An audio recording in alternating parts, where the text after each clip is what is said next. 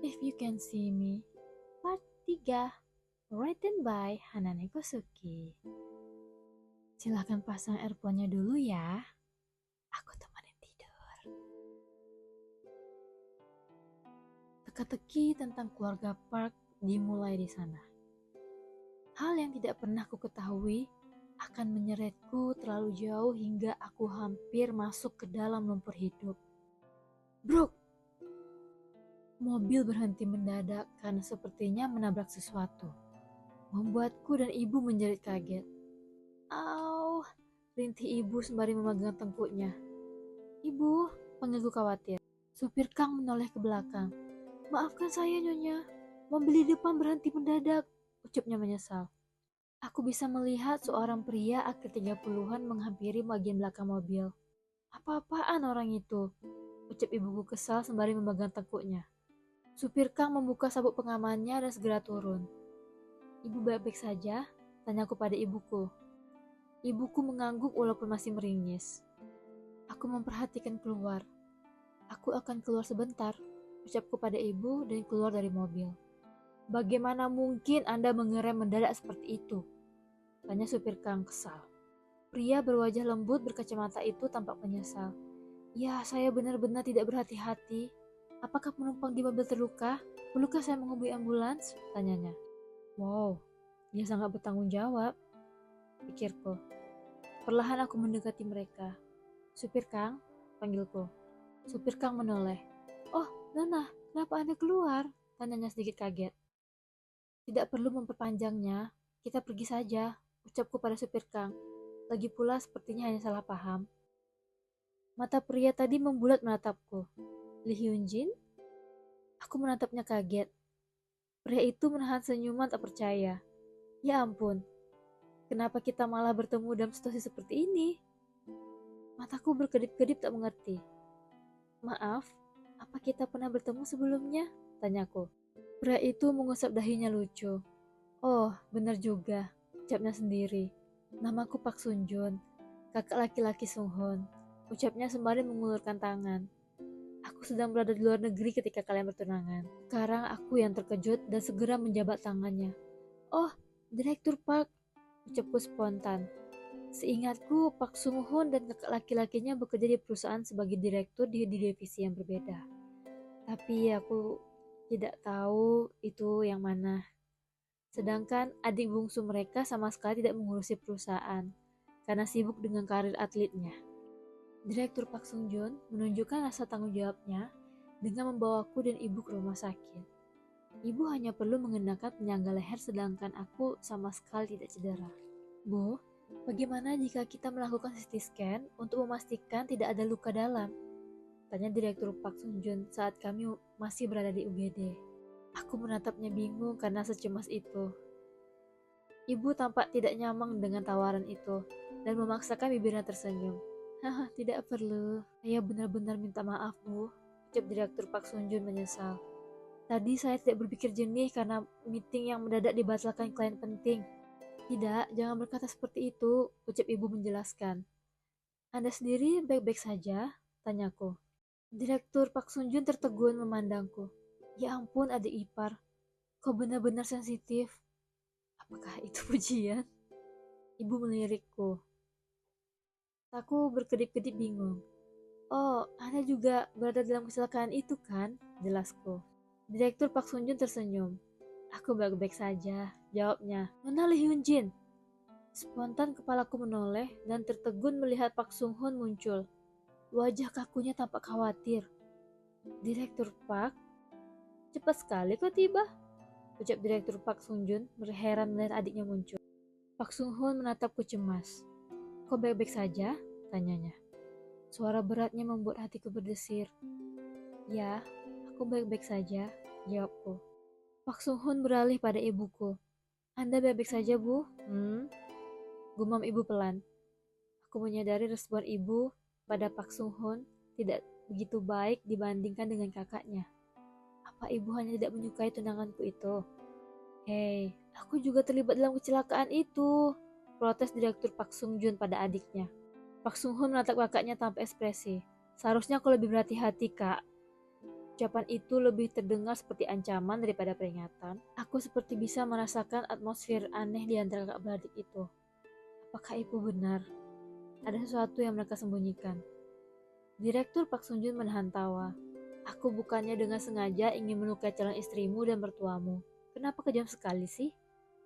Pak Sung Hun menghela nafas dalam, lalu memandangku dan ibu bergantian. Bu, jika Anda tidak keberatan, saya akan mengantarkanmu dan Nona Li Hunjin pulang. Aku tahu ibu tidak akan begitu suka dengan ide itu, tapi sepertinya ibu tidak punya pilihan lain.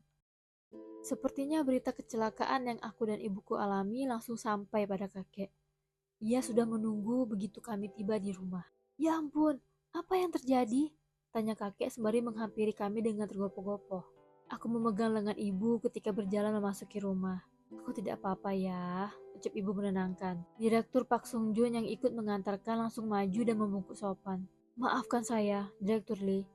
Karena keteledoran saya, Nona Lee Hyun Jin dan ibunya jadi cedera, ucapnya menyesal. Kakek memandang kakak beradik Pak itu bergantian. Oh, syukurlah tidak ada siapapun yang terluka parah, ucapnya. Aku akan membawa ibu ke kamar, ucapku, lalu membawa ibu masuk. Selamat istirahat, Nyonya Lee, ucap Direktur Pak Sun Jun. Pak Sung Hun memukul sopan pada ibuku. Aku sempat memandangnya sebentar, sembari berjalan. Wajahnya kaku seperti biasa, namun tatapannya hari itu terlihat berbeda. Di kamar ibu, aku membantunya berbaring dengan hati-hati dan menyeliputinya. Tolong sediakan air hangat, pintaku pada pelayan. Baik, Nona muda, ucap pelayan itu, lalu keluar dari kamar. Aku duduk di pinggir tempat tidur. Sudah merasa nyaman, Bu? Tanyaku pada ibu. Ibu mengangguk pelan. Hanya sedikit sakit saja ketika menggerakkan leher, jawabnya lemah. Bibirku membentuk senyuman lega. Syukurlah, ucapku sembari mengelus punggung tangannya. Aku akan menemui Direktur Pak Sun Jun dan Pak Sung Hun sebentar, izinku. Lalu hendak bangkit. Aku berhenti merasakan pegangan tangan ibu dan memandangnya. Ibu memandangku seperti ingin mengatakan sesuatu. Namun, ia hanya menghela nafas dalam dan senyum tipis. Jangan terlalu lama, pesannya. Aku diam sejenak menatap ibu. Apa yang sebenarnya diketahui ibu? Bibirku membentuk senyuman dan mengangguk, lalu bergerak bangkit. Halaman depan, aku berjalan bersama Pak Sung Hun melewati jalan setapak. Kecanggungan masih terasa di antara kami. Kau baik-baik saja? Tanya Pak Sung Hun membuka pembicaraan. Ya, aku baik-baik saja, jawabku. Pak Sung Hun mengangguk kecil. Matanya melirik ke arah mobil yang sudah menunggu. Aku ikut melirik ke mobil. Direktur Pak Sun Jun sedang bermain ponsel di dalam mobil menunggu adiknya. Sepertinya Direktur Pak sudah menunggumu, ucapku. Pak Sung Hun tersenyum tipis mendengar ucapanku. Aku memandangnya bingung. Ada apa? Tanyaku. Kau memanggilku Direktur Pak, juga memanggil kakakku Direktur Pak, ucap Sung Hun dengan nada lucu. Aku sendiri baru menyadarinya. Oh, benar. Pak Sung Hun tersenyum tipis, memandangku dan berhenti melangkah. Aku mengelus belakang telingaku canggung. Rambut sebahuku bergoyang sedikit. Oh, aku ingin mengabarimu tentang ini. Karena sudah bertemu langsung, sebaiknya aku langsung mengatakannya, ucap Pak Sung Hun. Aku menatapnya menunggu apa yang akan ia katakan. Keluargaku punya hobi yang akan selalu kami lakukan satu kali di setiap musim, ucap Pak Sung Hun memulai. Aku mulai tertarik. Dia membahas kebiasaan keluarganya padaku. Ayahku selalu membawa kami sekeluarga ke rumah pondok di kota Uson. Hanya beberapa jam dari Seoul. Di sana kami bisa berburu dan membakar dagingnya, lanjut Pak Sung Hun. Akhir minggu ini kami akan berlibur ke sana untuk berburu.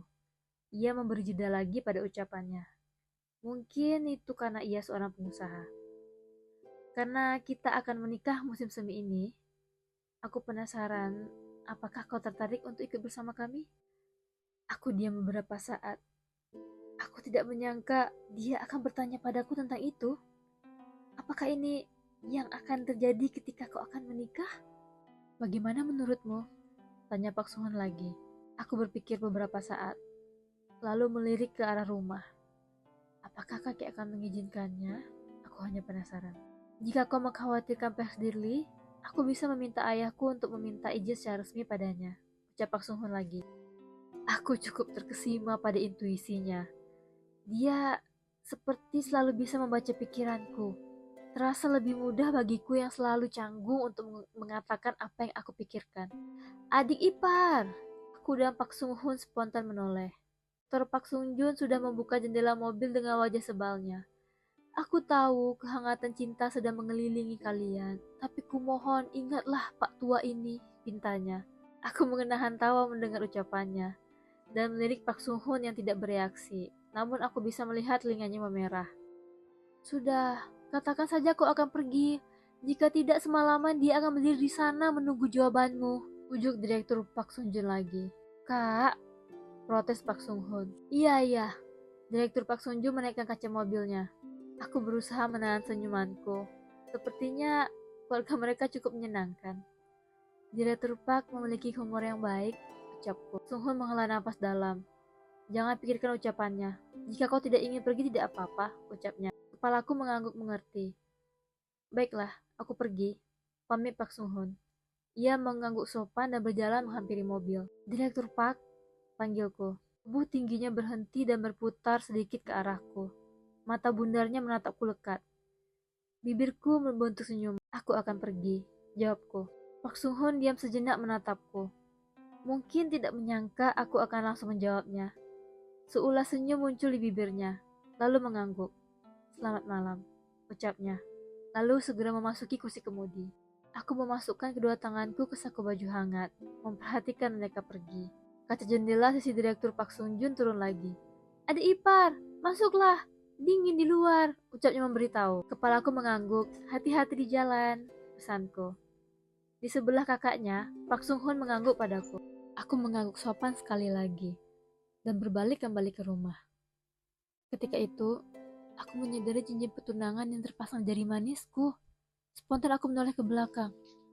Tapi mobil mereka sudah pergi. Apa dia menyadarinya? Gumamku sendiri. Nak, kau memang akan menikah. Tapi berburu. Kau serius? Tanya ibu ketika aku sedang menyiapkan keperluan yang akan kubawa selama 2 hari 2 malam di rumah pondok keluarga Park. Aku tersenyum pada ibu sembari memasukkan baju hangat ke koper kecil. Aku hanya pergi selama 2 hari, Bu, jelasku. Ibu memegang lehernya yang masih mengenakan penyangga leher ketika bergerak duduk di sebelahku. Yunjin, pergi berburu tidak sama dengan diundang ke makan malam keluarga, jelas ibu. Aku menyelipkan rambut ke satu telinga dan memandang ibu. Bu, aku besar di Georgetown. Ada musim yang paling disenangi di sana, yaitu berburu. Jadi bukan hal besar, Bu, jelasku. Ibu menatapku dalam. Yunjin, bujuknya. Tanganku melepaskan barang-barangku dan memegang kedua tangan ibu, juga menatapnya hangat. Bu, ucapku pelan. Aku hanya akan ikut keluarga Pak untuk berburu. Mereka juga akan membakar daging hasil buruannya, jelasku. Bukankah menyenangkan? Ibu diam sejenak. Tangannya terangkat dan mengelus rambutku. Aku menyadari kecemasan ibuku. Bu, kenapa ibu tidak menyukai aku menikah dengan Pak Sung Hun? Tanyaku. Ibu tertegun mendengar ucapanku, lalu memalingkan wajah. Tidak, bukan begitu, jawabnya. Aku menatap ibu lebih dalam. Ibu, pintaku. Ibu menghela nafas dalam dan mendongak sedikit, lalu kembali memandangku. Yunjin, nona muda, panggil pelayan di pintu kamarku. Kepalaku spontan menoleh. Ya? Direktur Pak Sung Hun sudah tiba, jawab pelayan itu. Oh, baik, jawabku. Lalu memandang ibu. Ibu menghela nafas dalam, lalu tersenyum simpul padaku. Segeralah keluar, ucapnya. Kepalaku mengangguk dan bangkit untuk menutup koper kecil. Ibu bangkit dan mengambil baju hangatku yang tergantung. Ini, jangan lupa baju hangatmu, ucapnya. Aku mengenakan baju hangatku dan memandangnya. Ibu tidak apa-apa jika aku pergi, tanyaku memastikan. Ibu menghela nafas dalam. Terlihat keraguan dalam tatapannya. Kita bisa bicara setelah kau kembali nanti, ucapnya. Lalu memandang pelayan. Tolong bawakan barang-barang Hyujin, pintanya. Baik, Nyonya. Pelayan itu masuk ke kamarku dan membawa koper kecilku. Ibu memperhatikan pelayan itu keluar, lalu memandangku. Aku menunggu apa yang akan ia sampaikan. Yunjin, Jika terjadi sesuatu, langsung hubungi ibu, pesannya. Kepalaku mengangguk mengerti. Lalu keluar dari kamar untuk menemui Pak Sung Hoon yang sedang berbincang dengan kakek di ruang tamu. Pak Sung Hoon terlihat berbeda dengan baju kaos turtleneck berwarna hitam yang menutupi leher panjangnya. Ia tidak mengenakan setelan jas seperti biasa, membuatnya terlihat sedikit lebih santai. Matanya yang bundar berpindah padaku, yang baru muncul, lalu bergerak bangkit. Kakek ikut bangkit. Hyunjin sudah siap, ucapnya, terdengar seperti laporan. Aku tersenyum pada Pak Sung Hoon. Anda sudah tiba, ucapku. Pak Sung Hoon memandang kakek dan ibu yang menemaniku bergantian. Saya akan membawa Nali Hyunjin dan mengantarkannya lagi 2 hari kemudian, janjinya. Kakek terkekeh. Ya, Hyunjin juga harus lebih mengenal keluargamu sebelum pernikahan kalian, ucapnya. Aku memandang ibu, menunggu apa yang akan ia sampaikan. Ibu menghela nafas dalam. Tolong jaga Hyunjin, pesannya. Pak Sung Hoon mengangguk. Tentu, Bu. Bibirku menunduk senyuman lega. Paling tidak, ia tidak terlihat cemas lagi sekarang. Perhatian Pak Sung Hoon terlalih pada pelayan yang menunggu perintah untuk membawa koper kecilku lagi. Hanya ini barangmu? Tanyanya padaku. Aku memandang koper itu.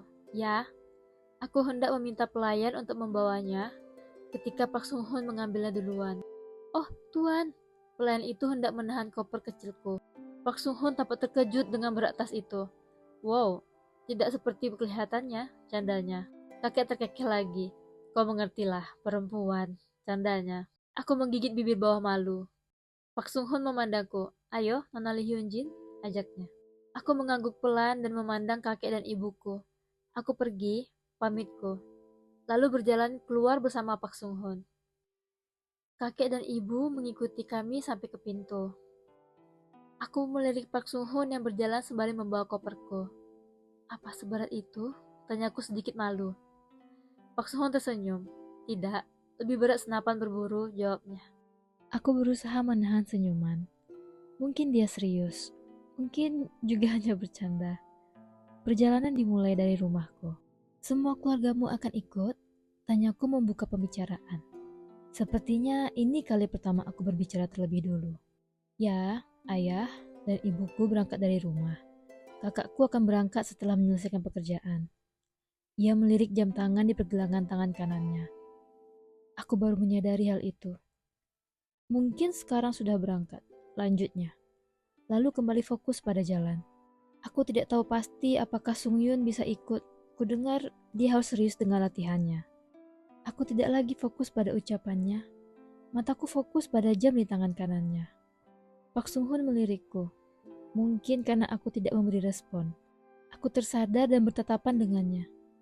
Ada apa? Tanya Pak Sung Hoon. Anda kidal? Tanyaku sembari menunjuk jam tangan di tangan kanannya. Pak Sung Hoon memandang jam tangannya, lalu tersenyum tipis. Ya, jawabnya. Entah mengapa aku senang mengetahui tentang hal itu. Kau bisa tidur jika ingin. Perjalanan masih sekitar 2 jam lagi, ucap Pak Sung Hoon memberitahu. Aku tersenyum tipis. Kupikir aku akan menemanimu saja, jawabku. Pak Sung Hoon tersenyum. Hening, kau pernah melihat orang berburu sebelumnya? Tanya Pak Sung Hoon. Aku mengingat-ingat. Aku belum pernah benar-benar melihatnya. Tapi di Georgetown, bukan hal baru melihat pria-pria dewasa membawa senjata untuk berburu di musim berburu di sana, jelasku. Pak Sung Hoon mengangguk mengerti. Anda membawa senjata untuk berburu? Tanyaku ingin tahu. Pak Sung Hoon tersenyum lucu. Kenapa dia tersenyum? Aku tidak pernah membawa senjata berburuku pulang. Terlalu berbahaya, jawabnya. Ah, jadi di rumah pondok menyimpan senjata untuk berburu? Tanyaku. Bisa dibilang begitu, jawab Pak Sung Hoon. Di ruang bawah tanahnya juga dijadikan ayahku tempat penyimpanan koleksi wine-nya. Aku mengangguk mengerti. Sepertinya keluarga Pak lebih akrab dari keluargaku. Membuatku merasa bersalah. Bagaimana jika dia mengetahui tentang kebenaran tentang keluargaku? Pak Sung Hoon melirikku. Terlihat sedikit canggung. Ingin mendengar radio? Tanyanya sembari mengulurkan tangan menyalakan radio. Pembunuh berantai. Pembahasan itu langsung terdengar begitu radio menyala. Membuatku sedikit terkejut. Benar-benar sedang meresahkan warga Seoul. Mereka merasa pihak kepolisian tidak begitu siap menerima adanya pembunuh berantai seperti itu. Wow, Aku tidak tahu berita tentang pembunuh berantai itu sangat menghebohkan publik. Pak Sung Hoon mengganti channel ke lagu-lagu nostalgia. Pembahasannya terlalu menyeramkan, komentarnya. Aku menjilat bibir bawahku yang terasa kering. Aku tidak tahu pembunuh berantai juga ada di Korea, ucapku pelan. Kupikir hanya di drama saja. Pak Sung Hoon menghela napas dalam. Ya, aku juga terkejut, ucapnya.